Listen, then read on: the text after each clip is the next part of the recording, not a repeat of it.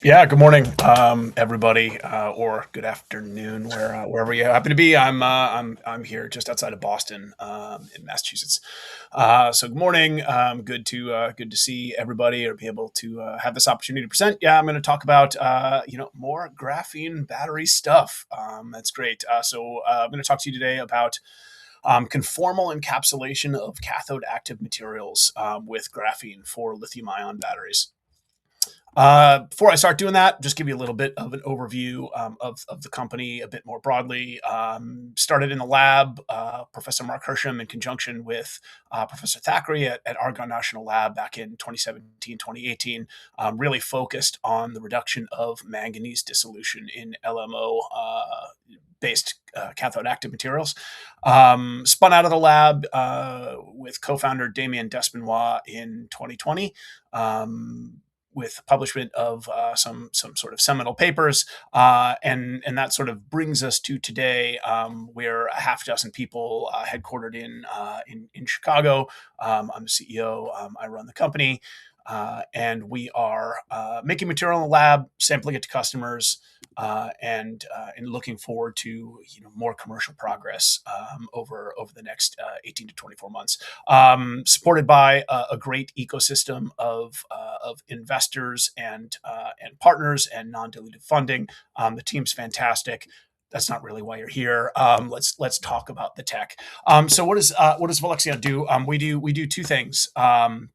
We make a low cost, high performance graphene material, and that's important because historically, as many of you probably know, right, your options have been low cost, low performance materials or high cost, high performance materials, right? Neither of which is practically useful inside of a battery. And the second thing that we do is we coat things with it. The things that I'm here to talk about, today are cathode active materials for lithium-ion batteries that we conformally encapsulate with, nanometer thin coatings of the pristine graphene that we make. Like I said, the real key here is the combination of price performance when you're producing graphene, and we make a multi-layer pristine graphene. So it's non-functionalized. It's not graphene oxide. It's not RGO. And on the cost side, it's not vapor deposit. So we've got a low cost production method. Both the production method and the encapsulation methods developed out of Professor Mark Hersham's lab at Northwestern University. And again, the real key here, one of the two enabling technologies, is the ability to make this low cost, high performance material. It all starts ultimately with the graphene, right? From a data perspective, like how do we know graphene's good? How do we know we're producing good stuff? Well, we do go out to market, right, and we do procure other materials, both functionalized materials, oxide-based materials.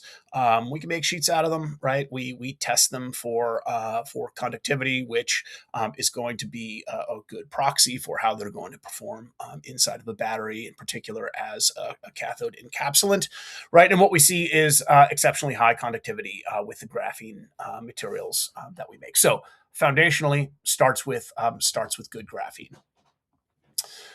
And then, like I said, the second thing we do, we coat things with it, right? So we conformally coat each and every cathode active material particle, again, with this nanoscale layer of our graphene material. And people typically ask, okay, well, why a coating? Why not additives? I'm going to talk mechanistically about why coatings here are important, right?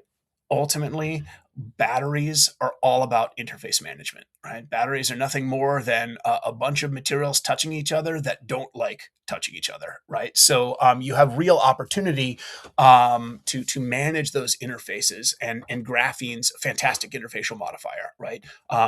Chemically, electrically, thermally, mechanically, advantages to use of graphene in this type of application are abundant.